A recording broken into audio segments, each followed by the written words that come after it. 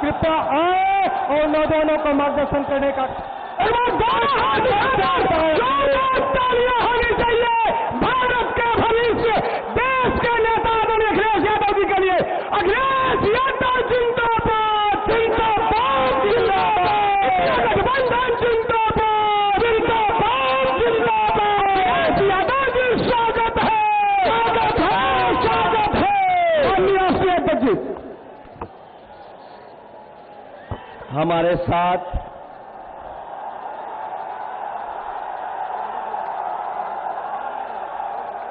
साथ मंच पर समाजवादी पार्टी और इंडिया गठबंधन के प्रत्याशी श्री एसपी सिंह पटेल जी और कांग्रेस पार्टी के बहुत वरिष्ठ नेता, राज्यसभा में सांसद प्रमोद तिवारी जी, हमारी पार्टी के फतेहपुर के प्रत्याशी रहे पार्टी के पूर्व अध्यक्ष नरेश उत्तम पटेल जी, यहां के विधायक संचालन कर रहे डॉक्टर आर.के. वर्मा जी, मंच पर उपस्थित पूर्व सदस्य विधान परिषद डॉक्टर कांति सिंह जी, नौजवान विधायक राम सिंह पटेल जी, विधायक श्रीमती अनुराग मिश्रा जी, मुन्ना यादव पूर्व विधायक आनंद भूषण सिंह जी, जय सिंह यादव जी, मुकुल तिवारी जी, पार्टी कांग्रेस के अध्यक्ष गुलशन यादव प्रभारी प्रतापगढ़ लोकसभा, अब्दुल कादिर जिलानी जी, गहन बौद्ध जी, गुलफाम जी, आप बहुत वरिष्ठ नेता शक्ति सिंह जी, मंच पर उपस्थित अनीस अंसूरी साहब, शेर आलम जी और मंच पर उपस्थित सभी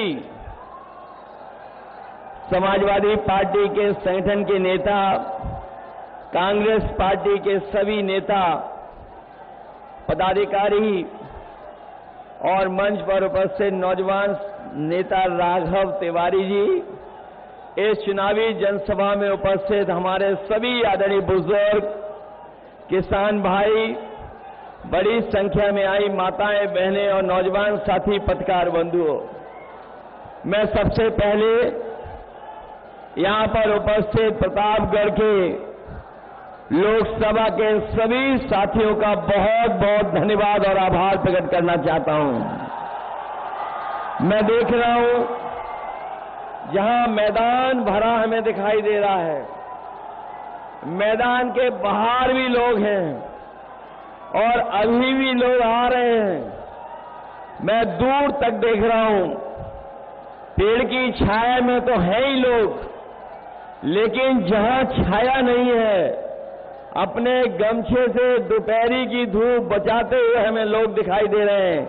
ये जो जन सैलाब है, ये जो जन समर्थन हमें दिखाई दे रहा है, ये जन सैलाब, जन समर्थन इस बार डॉक्टर एसपी सिंह जी को न केवल जिताने जा रहा है, बल्कि प्रतापगढ़ यहां के लोग समाजवादी पार्टी इंडिया गठबंधन को रिकॉर्ड मतों से जिता करके लोकसभा में भेजने जा रहे हैं। इधर थोड़ा मौसम बदला है, चुनाव का मौसम बदलता चला जा रहा है और हमारे लोगों ने अखबारों में और कई जगह पढ़ा होगा कि इधर क्लाइमेट चेंज की बहुत चर्चा होती है, लेकिन मैं देख रहा हूं जो जनसैलाब हमें दिखाई दे रहा है, इस बार ये पॉलिटिकल क्लाइमेट चेंज वाला माहौल है। जो लोग 400 पार का नारा दे रहे थे, 400 पार वाले 400 हारने जा रहे हैं। उन्होंने जब नारा दिया था हमारे साथियों थोड़ा सोच समझ के समझिए। जिस समय उन्होंने नारा दिया 400 पार, हमें और आपको लगा कि कहीं 400 की गिनती की बात तो नहीं कर रहे हैं, लेकिन जब सही समझ में आया तो बात ये समझ में आई कि बीजेपी के लोग 400 पार की बात कर रहे हैं और 543 में 400 पार केवल 143 सीटें हैं। लेकिन जो जनता का गुस्सा दिखाई दे रहा है, इस बार 140 करोड़ की जनता इनको 140 सीट के लिए भी तरसा देगी। इनकी सीटें बढ़ने जा रही नहीं है और हर चरण में गुस्सा बढ़ता चला जा रहा है। सुनने में आया है कि जनता का गुस्सा देख करके यहां के प्रत्याशी का आंख में आंसू निकल आए। ये तो अभी जनता की छठी इंद्री के बारे में नहीं जान पाए हैं। जो सिक्स सेंस है जनता का, आप देख लेना। जिस समय चुनाव का वोट पड़ेगा और चुनाव 7वें चरण में पहुंचेगा, जनता का गुस्सा भी 7वें आसमान पर दिखाई देगा। इनके 10 साल में इनकी हर बात झूठी निकली, इनका वादा झूठा निकला और जब उन्हें कुछ समझ में नहीं आ रहा है, जब से कांग्रेस और समाजवादी पार्टी 1 और 1 11 हो गए हैं, तब से दिल्ली और लखनऊ का एक एक इंजन आपस में टकरा रहा है। जब से कांग्रेस और समाजवादी 1 और 1 11 हुए हैं, तब से ये जो कहने वाले डबल इंजन दिल्ली और लखनऊ का इंजन आपस में टकरा रहा है और ये जीरो होने जा रहे हैं, जीरो होने। अभी तक तो मैं ये सोचता था कि 80 सीट में 1 में लड़ाई है, क्यूटों में, लेकिन अब तो ये लग रहा है कि बीजेपी का 80 में 80 का सफाया होने जा रहा है। ये जो दिल्ली वाले हैं, कई बार कहते हैं शहजादे और शहजादे, इस बार शहजादे शह भी देंगे और मात भी देने जा रहे हैं भारतीय जनता पार्टी के लोगों को। याद है आपको इन्होंने कितने वादे किए थे हमसे और आपसे। कहा कि किसानों की आय 2 गुनी हो जाएगी।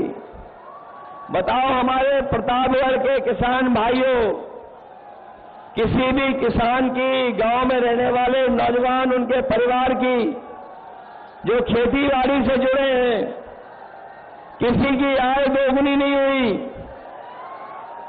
और आय 2 गुनी तो दूर, इन्होंने महंगाई बढ़ा करके लागत बढ़ा दी और लगातार लागत बढ़ती चली जा रही है। चाहे वो डीजल हो, पेट्रोल हो, खाद हो और चाहे कीटनाशक दवाइयां हो। यहां तक जब किसान को डीएपी खरीदने के लिए जाना पड़ा बाजार में, तो इन बीजेपी वालों ने नैनो यूरिया जबरदस्ती खरीदवा दी, नैनो यूरिया खरीदवा दी। जो लोग जानकार होंगे वो जानते होंगे, जिस तरीके से उद्योगपति भारत छोड़ के चले गए थे, उसी तरीके से नैनो यूरिया वाले भी भारत छोड़ करके चले गए हैं। और दिल्ली वालों ने तो दिल्ली से अपना सामान बांध लिया है और ये सब 6वें 7वें वाले चुनाव में आ गए हैं। वो जानते हैं अब दिल्ली में कुछ बचने वाला नहीं है, बदलाव की हवा चल रही है, इसलिए सब सामान बांध लिया है। और जो जनता को धोखा दिए थे, इस बार जनता भी उनसे हिसाब किताब करने जा रही है अपने वोट से। जहां इन्होंने किसानों को धोखा दिया था, वहीं हमारे नौजवान जानते होंगे कि कोई भी इस सरकार में परीक्षा हुई, हर परीक्षा का पेपर लीक हो गया, और जब नौजवान घर लौटा तो उसे पता लगा कि परीक्षा रद्द हो गई है। और केवल रद्द नहीं हुई है, लगातार इस सरकार ने जानबूझ करके पेपर लीक कराए, और सरकार ने इसलिए पेपर लीक कराए जिससे नौजवानों को नौकरी न देनी पड़ जाए, रोजगार न देना पड़ जाए। मैंने कई मौकों पर और फिर कहता हूं कि जो नौजवानों की परीक्षा रद्द हुई है, उससे लगभग 60 लाख बच्चे नौकरी से दूर हो गए। और अगर नौकरी से 60 लाख बच्चे दूर हुए हैं, उनके मां बाप को जोड़ दें तो एक परिवार 3 लोग नाराज हैं सरकार से। और अगर हम 3 का गुणा 60 लाख से कर दें तो 1 करोड़ 80 लाख होते हैं। और यही 1 करोड़ 80 लाख अगर 80 लोकसभाओं से भाग दे देंगे तो हर लोकसभा में भारतीय जनता पार्टी का 2,25,000 वोट कम हो गया, जिसकी कोई भरपाई भारतीय जनता पार्टी नहीं कर सकती। न केवल इन्होंने नौकरियों से नौजवानों को दूर रखा, बल्कि नौजवान साथियों हिसाब किताब लगाना, 1/3 जीवन आपका इन्होंने बर्बाद कर दिया। पिछले 10 साल में न नौकरी मिली, न रोजगार मिला। और यही नौजवान जो अपनी फौज की नौकरी के लिए तैयारी करता था, सड़क पर दौड़ता था, खेतों में, गांव में जहां जगह बना करके अपनी तैयारी करता था, फौज में जाकर के सम्मान की नौकरी करना चाहता था, लेकिन इन बीजेपी वालों ने फौज की नौकरी भी आधी अधूरी कर दी। मैं अपने नौजवानों से कह के जा रहा हूं, ये जो फौज की आधी अधूरी नौकरी की है, हम समाजवादी लोग, इंडिया गठबंधन के लोग कभी स्वीकार नहीं कर सकते हैं। सरकार बनेगी, सरकार में जो नौकरियां खाली हैं 30 लाख, वो नौकरियां तो भरी जाएंगी, नौजवानों को नौकरी दी जाएंगी। साथ ही साथ जो फौज की आधी अधूरी नौकरी है, अग्निवीर को हमेशा हमेशा के लिए खत्म कर दिया जाएगा। मैं अपने खाकी वर्दी पहने हुए भाइयों को जब देखता हूं तो मुझे याद आता है कि जब बीजेपी फौज की नौकरी 4 साल की कर सकती है, तो अगर ये सत्ता में आ गए तो हमारे खाकी वर्दी पहनने वालों की भी नौकरी 3 साल की कर देंगे। इसलिए हम इन्हें भी सावधान करने आए हैं। अभी तो फौज की नौकरी हुई है 4 साल की, ये बीजेपी वाले दोबारा आ गए तो इनकी खाकी वर्दी पहनने वालों की भी नौकरी 3 साल की हो जाएगी। ये हमारे पत्रकार साथी पूछते हैं ये कैसे संभव है। मैं उनसे सवाल पूछता हूं कि बताओ, भारतीय जनता पार्टी ने सभी हवाई अड्डे बेच दिए कि नहीं बेच दिए? रेलवे स्टेशन बेच दी कि नहीं बेच दिए? ट्रेनें बेच दी कि नहीं बेच दी? हवाई जहाज जो सरकारी थे वो बेच दिए कि नहीं बेच दिए? और सरकारी विभागों में आउटसोर्स पर संविदा में नौकरी कर दी कि नहीं कर दी? जब ये सब कुछ कर सकते हैं, अग्निवीर लागू कर सकते हैं, नोटबंदी लागू कर सकते हैं, तो ये भी लागू हो जाएगी। इसलिए भारतीय जनता पार्टी से मैं आपको भी सावधान करने आया हूं। महंगाई कहां पहुंचा दी बीजेपी के लोगों ने, सोचिए। और महंगाई तो बढ़ाई, लेकिन हमारे किसानों की खाद की बोरी से भी चोरी हो गई। जो खाद चोरी हुई, पहले 5 किलो चोरी की, फिर 5 किलो चोरी हो गई खाद। बताओ, आपकी बोरी से खाद की 10 किलो चोरी हुई कि नहीं हुई? मैं कभी कभी हिसाब किताब लगाता हूं कि ये बोरी की चोरी कहां से सीखी होगी इन्होंने। तब मुझे याद आता है कि पार्ले जी बिस्किट पैकेट से सीखी है इन्होंने। जिन लोगों ने बाजार में देखा होगा पार्ले जी बिस्किट पैकेट, पहले इतना बड़ा आता था पार्ले जी बिस्किट पैकेट, बताओ आज कितना बड़ा हो गया। पहले आता था बड़ा, जैसे जैसे महंगाई बढ़ी उन्होंने अपना मुनाफा कमाना कम नहीं किया, जो बड़ा पैकेट था वह छोटा होता चला गया। आज 5 बिस्किट का पैकेट आ रहा है। ये सरकार में आ जाएंगे तो आपको 1 बिस्किट का पैकेट मिलेगा, 1 बिस्किट का पैकेट। आपने देखा डीजल पेट्रोल तो बढ़ा ही बढ़ा, लेकिन बताइए आपकी मोटरसाइकिल महंगी हो गई कि नहीं हो गई? 10 साल पहले कितने रुपए की थी और आज कितने रुपए की है? 1 लाख पार हो गई कि नहीं हो गई? और बाजार में अगर आप दवाइयां लेने जाते होगे, बताओ बुखार की दवाई महंगी कर दी कि नहीं कर दी? कुछ दवाइयों के पत्ते छोटे कर दिए, कुछ छोटे कर दिए, दवाई महंगी कर दी। और जो आम लोग दवाई लेते थे, चाहे वो पेट दर्द की हो, चाहे बुखार की हो, और कभी देखना जा करके पहले बुखार ठीक हो जाता था 500 mg की गोली खाने में। आजकल डॉक्टर के पास जाओगे आप तो बुखार उतारने की 650 mg की गोली दे रहे हैं। बताओ इन्होंने धोखा दे रहे हैं कि नहीं दे रहे हैं? और हमें आपको सबको जबरदस्ती वैक्सीन लगवा दी। ये हमारे पुलिस के भाई लोग लगवाना नहीं चाहते थे, तब भी लगवा दी इनके। और अब वैक्सीन से जान को खतरा हो गया कि नहीं हुआ खतरा पैदा? जान को खतरा पैदा हो गया। और अब वैक्सीन वाले बोल रहे हैं कि वैक्सीन हम वापस ले लेंगे। हमें कोई बता दे जो वैक्सीन शरीर में चलेगी वो वापस कैसे ली जाएगी?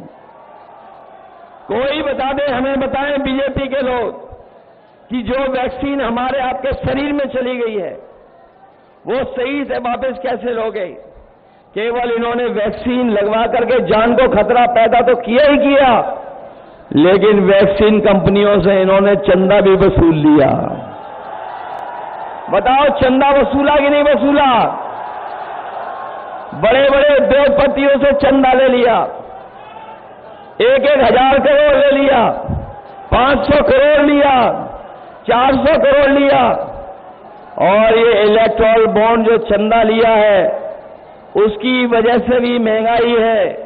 जहां भ्रष्टाचार बढ़ाया इन्होंने, वहीं महंगाई भी बढ़ाई है इन्होंने इलेक्टोरल बॉन्ड लेकर के।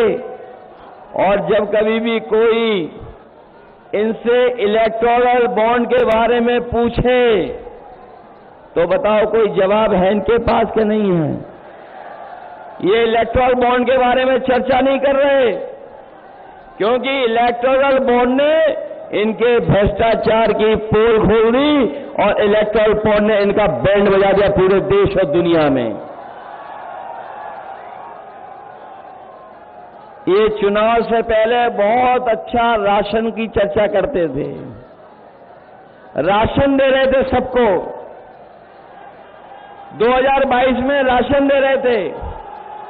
आज बताओ राशन जो दे रहे हैं उसकी गुणवत्ता क्या है?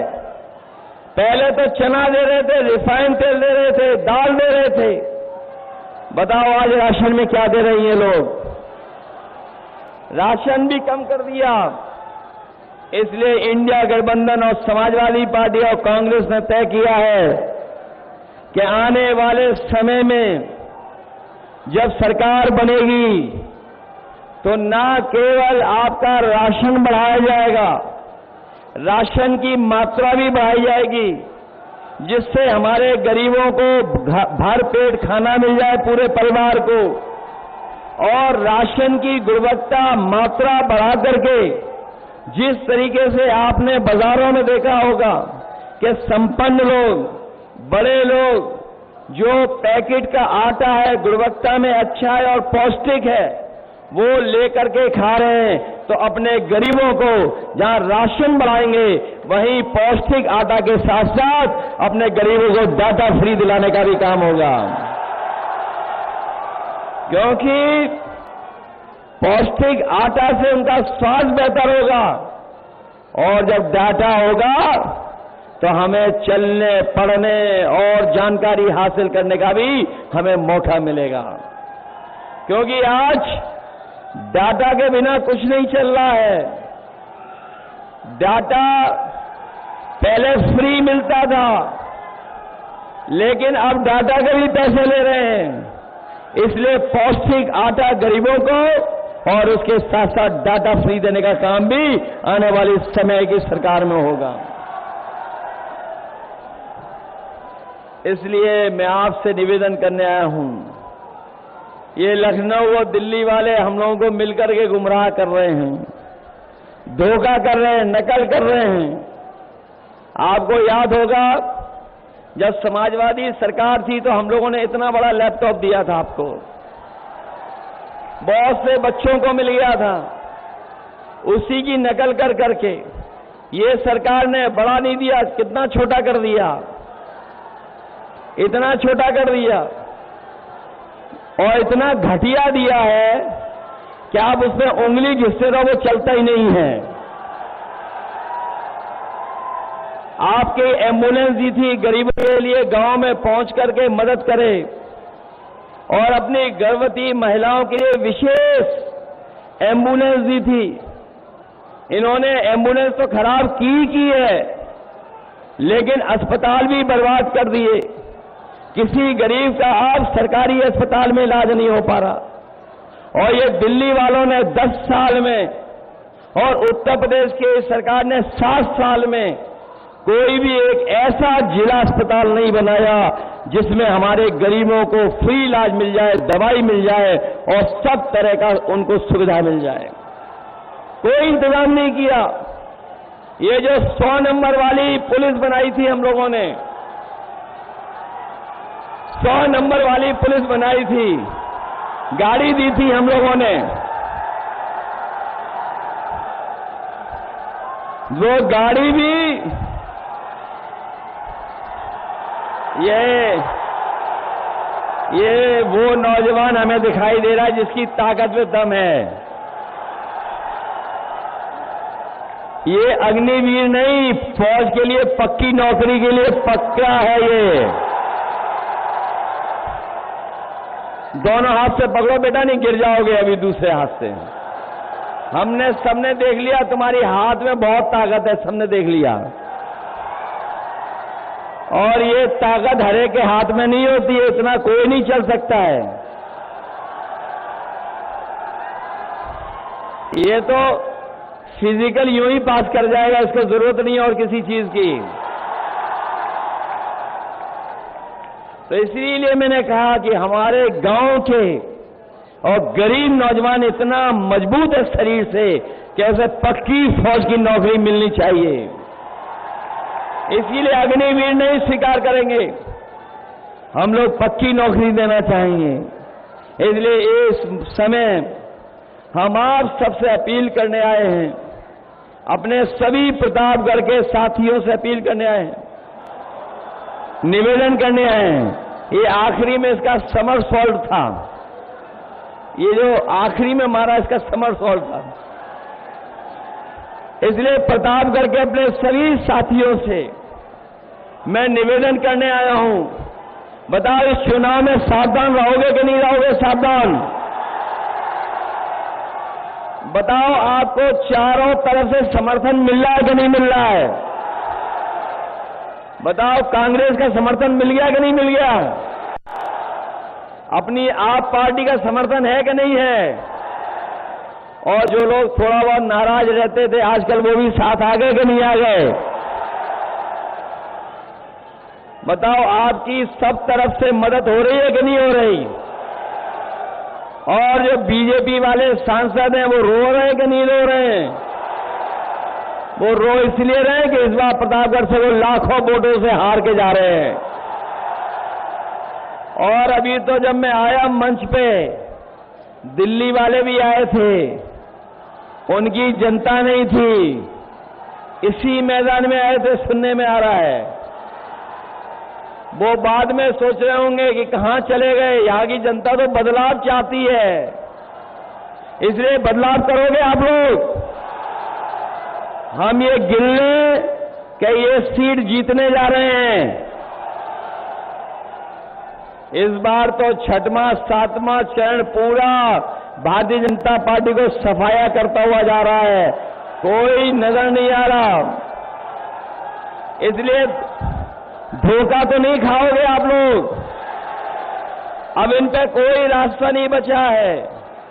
अब इन पे रास्ता है कि किसी को मना लो, किसी को कुछ कर दो, कुछ कर दो, ये भी लगे हुए हैं। आपने देखा होगा चंडीगढ़ में कैसे पकड़े गए ये वोट की चोरी करते हुए, याद है आपको? नहीं याद है? बताओ मणिपुर में इन्होंने महिलाओं को अपमानित किया कि नहीं किया? और इसलिए हम कहना चाहते हैं कि अगर बूथ पर आपको जाने से रोके, रुक तो नहीं जाओगे आप लोग? ऐसा तो नहीं कि अगर बूथ पे आपको रोके तो रुक जाओगे आप पूरा वोट डालोगे? पूरा वोट डालना है आपको इस बार, तभी परिवर्तन आएगा। इसलिए हम आपसे अपील करना चाहते हैं कि जहां ये चुनाव हमारे आपके भविष्य का तो है ही है, लेकिन ये चुनाव हमारे आने वाली पीढ़ी के भविष्य का भी चुनाव है।